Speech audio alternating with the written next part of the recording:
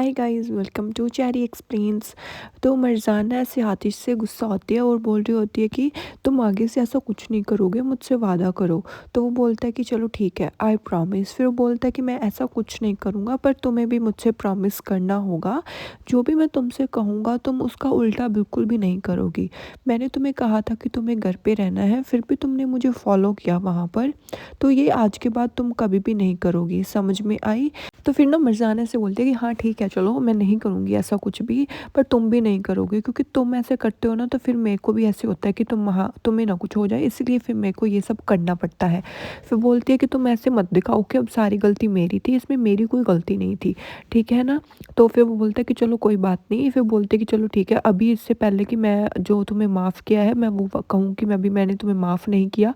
तो बोलते हैं कि ओके ओके ओके, मैं डर गया, थैंक यू, तुमने मुझे माफ़ कर दिया, देखो अब मैं ना यहाँ से जा रहा हूँ।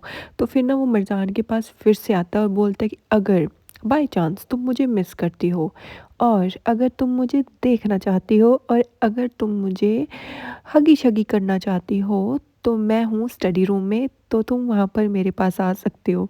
तो मरजान ना उसकी तरफ ऐसे देखने लगती है और स्माइल सी करने लगती है। तो वो उसका ना नाक खींचता है और बोलता है कि ठीक है, मैं स्टडी रूम में हूँ, वहाँ पर आ जाना। इतना कहकर वो वहाँ से चला जाता है और मरजान वहीं पर खड़ी रहती है और कुछ सोचने से लगती है।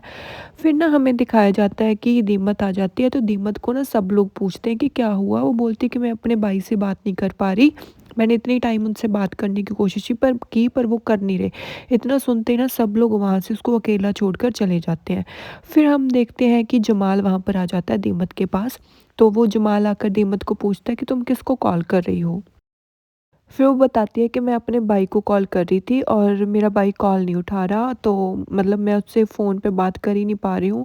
क्या हुआ, सब कुछ ठीक तो था ना? तुम लोग सब जब वहाँ पर गए थे, वो बोलते हैं कि मैं नहीं गया था, आतिश और मिर्ज़ान गए थे। तो वो बोलती है कि क्या हुआ? वो बोलते हैं कि तुम्हारा भाई वहाँ से भाग गया। तो इतना सुनते ही ना मतलब दीमत को फिर से ऐसे धक्का सा लगता है कि माय गॉड, उसका भाई क्या कर रहा है? फिर वो बोलती है कि मिर्ज़ान का क्या? मिर्ज़ान और आतिश ठीक हैं क्या?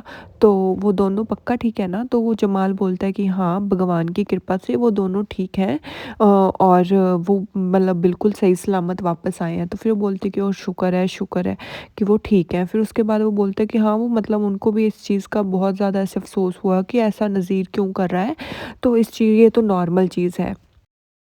फिर उसके बाद ना जमाल दीमत को बोलता है कि अगर मैंने तुम्हारी फ़ोन पर बातें करते हुए बातें ना सुनी होती, तो क्या तुम मुझे कभी भी नहीं बताती कि वो कहाँ पर है? क्या तुम मुझसे ये सब छिपा लेती कि तुम्हारा भाई कहाँ पर है और तुम अकेली उससे मिलने चली जाती? तो दीमत ना फिर जमाल की तरफ ऐसे देखने से लगती है। तो वो बोलती है कि मतलब मैं ये नहीं कह रही कि उसने जो किया वो सही किया, बट तुम्हें पता है कि वो मेरा भाई है, और वो मेरा मतलब अकेला बंदा है जो मेरी मतलब अभी ज़िंदगी में है, उसके अलावा मेरी ज़िंदगी में कोई भी नहीं है। तो मैं उसका मतलब कैसे उसका करना छोड़ दूँ? वो मतलब मेरा अकेला भाई नहीं है, मेरी माँ भी है, मेरा बाप भी है, और मैं उसको कैसे ऐसे भूल जाऊँ? मैं नहीं कर सकती, वो मेरी फैमिली है।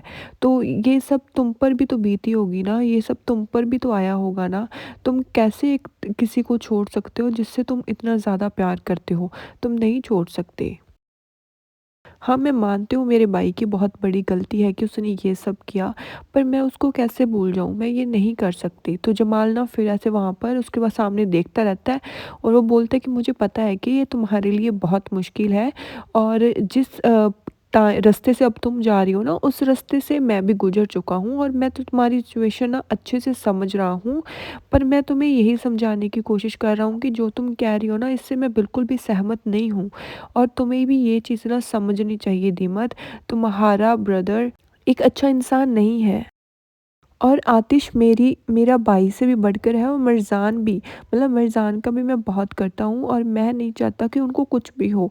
तो इसीलिए मैं तुमसे पूछ रहा हूँ। फिर उसके बाद ना सीन शिफ्ट हो जाता है बिनाज़ पर। बिनाज़ के पास ना मुज़ियम हानिम आकर बैठ जाती है और उसको बोलती है कि आज मेरा दिल और सिर बहुत ज़्यादा दर्द कर रहे हैं, क्या तुम मेरे लिए थोड़ा पानी लेकर आओगी? फिर ना वो भाग कर जाती है और उसके लिए ना ऐसे पानी डाल कर देती है। तो फिर ना वो बोलती है कि थैंक यू सो मच बिनाज़। फिर ना वे नाज़ को बताने लगती है कि ऐसे-ऐसे आज मैं अपने मतलब हस्बैंड और बेटे की कब्र पर गई थी और मैं बहुत टाइम से वहाँ पर नहीं गई थी, तो मेरे को आज ना बहुत ज़्यादा ऐसे दुःख हो रहा था, तो इसीलिए मैं उनसे मिलने वहाँ पर चली गई। तो फिर ना बिनाज़ ऐसे सोचने लगती है कि कहीं मुराद इन्हीं का तो बेटा नहीं है, तो फिर वो बहुत ज़्यादा ऐसे टेंस होती है, वो मुज़िम हानिम को ऐसे टेंशन में देखकर, और मुज़िम हानिम उसके साथ ना अपनी ऐसे दर्द भरी कहानी शेयर कर रही होती है। फिर उसके बाद हम देखते हैं कि मरज़ान ना आतिश के लिए स्टडी रूम में उसके लिए कॉफ़ी बनाकर लेकर जाती है। तो जैसे वो वहाँ पर कॉफ़ी लेकर जाती है ना, तो वो ज़ोर से बुलाती है कि आतिश, आतिश तुम यहीं पर हो क्या? तो वहाँ पर वो नहीं होता। फिर ना वो वहाँ से मतलब भागती है मेंशन से बाहर, आतिश, आतिश करती, तो आतिश फिर भी वहीं पर नहीं होता। तो वो फिर से ऐसे चिल्लाती रहती है कि आतिश तुम कहाँ पर हो? आतिश कहाँ पर हो? फिर ना उसे फाइनली दूर से ना मतलब आतिश आता हुआ दिख जाता है, तो फिर वो नीचे जाती है, तो उसकी साँस में साँस आती है कि थैंक गॉड आतिश ठीक है। फिर वो जैसे ही आतिश को दूर से आते हुए देखती है ना, तो वो उसकी तरफ ऐसे भागती है, उसको मतलब उसके पास जाने के लिए। भई मतलब ठीक है, हाँ, कुछ नहीं कहना मेरे को अब यहाँ पर। फिर उसके बाद ना वो जाती है और जाकर ना ऐसे आतिश को सीधा जाकर हग कर लेती है, और ना मतलब वो मतलब आतिश भी ऐसे हो जाता है, बोलता है कि क्या हुआ मरजान, क्या तुम ठीक हो? वो बोलती है कि भगवान का शुक्र है कि तुम ठीक हो और मैंने तुम्हें ढूँढ लिया। तो आतिश भी ऐसे थोड़ा-सा ना परेशान हो जाता है कि उसको क्या हो गया? फिर बोलता है कि हाँ, मैं ठीक हूँ, मतलब तुम मेरी फ़िक्र मत करो, क्या हो गया? तुम इतनी ज़्यादा मतलब टेंशन में क्यों थी? तो वो बोलती है कि मैं टेंशन में क्यों ना हूँ, हाँ? तुम क्या करते रहते हो और तुमने मुझे बताया क्यों नहीं? कहाँ चले गए थे? मैं तुम्हें ढूँढ रही थी और मैं डर गई थी कि कहीं तुम कहीं चले तो नहीं गए? वो बोलते हैं कि नहीं, नहीं, मैं कहीं नहीं था, मैं यहीं पर था। वो बोलती है कि तुम्हें पता भी है मैं कितना डर जाती हूँ जब तुम मेरे सामने नहीं होते, ऐसा मत किया करो मेरे साथ। वो बोलते हैं कि नहीं, मैं यहीं पर था, मैं जस्ट वॉक करने के लिए गया था और मैं घर पे ही था, तो तुम्हें ऐसे टेंशन लेने की ज़रूरत नहीं है मरजान, मैं ठीक हूँ और मैं वॉक करने के लिए गया था। तो मरजान कहती है कि ठीक है, बट स्टिल मेरे को तुम्हारी बहुत फ़िक्र हो रही थी, इसलिए मैं डर गई थी, और आज के बाद प्लीज़ मुझे कुछ भी बताए बिना कहीं भी मत जाना, प्लीज़ मेरे को बता कर ही जाना, ठीक है? तो वो बोलता है कि हाँ, कोई बात नहीं, मैं तुम्हें सब कुछ बता कर ही जाऊँगा। वो बोलती है कि मैं बिल्कुल भी तुम्हें खो नहीं सकती आतिश। यार गाइस, नेक्स्ट वीक ये ख़त्म हो जाएगा। फिर उसके बाद ना मतलब वो बोलता है कि कोई बात नहीं, तुम्हें डरने की बिल्कुल भी ज़रूरत नहीं है, मैं कहीं नहीं जा रहा, मैं और तुम्हें छोड़कर तो मैं कहीं नहीं जाऊँगा। समझ में आई? तो फिर मिर्ज़ान ना फिर उसको ऐसे हगी-शगी कर लेती है और बोलती है कि हाँ, कभी भी मत जाना और मुझे छोड़कर तो स्पेशली कभी भी मत जाना, और वो बहुत ज़्यादा ऐसे घबरा सी जाती है। फिर उसके बाद ना हमें दिखाया जाता है मरज़ान अपने रूम में होती है, और ना वो मतलब वॉशरूम से बाहर आती है और आतिश वहाँ पर बैठा होता है। तो आतिश को वो बोलती है कि क्या हम आज मूवी वगैरह देखें या फिर कुछ और? वो बोलती है कि हमारा ध्यान भी थोड़ा दूर हो जाएगा। वो बोलता है कि हाँ, कोई बात नहीं, अच्छी बात है, मूवी देख लेते हैं। फिर वो बोलती है कि कौन सी मूवी देखें? वो बोलता है कि एक मूवी है जो भूतों वाली मूवी है, वो हम देख सकते हैं। वो बोलती है कि सच में भूतों वाली मूवी, मतलब रियली तुम्हें सच में ये देखनी है? बोलता है कि हाँ, चलो ये देखते हैं। वो बोलती है कि भूतों वाली मूवी? बोलता है कि हाँ। वो बोलती है कि आर यू सीरियस, मतलब भूतों वाली मूवी? पहले हमारी ज़िंदगी कम डरावनी है क्या? हमारी लाइफ में तो ऑलरेडी इतना डरावना कुछ हो रहा है और अभी तुम्हें भूतों वाली मूवी देखनी है?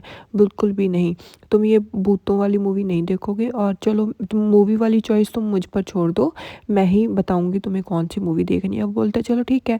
फिर बोलते हैं कि तुम्हें मैंने बताया था ना कि मेरा एक फ़ेवरेट एक्टर है, उसकी एक नई मूवी आई है, तो मुझे लगता है कि हमें ना वही देखनी चाहिए, तो चलो हम देखते हैं। वो बोलता है कि बिल्कुल भी नहीं, मैं उस आदमी को फिर से नहीं देख सकता।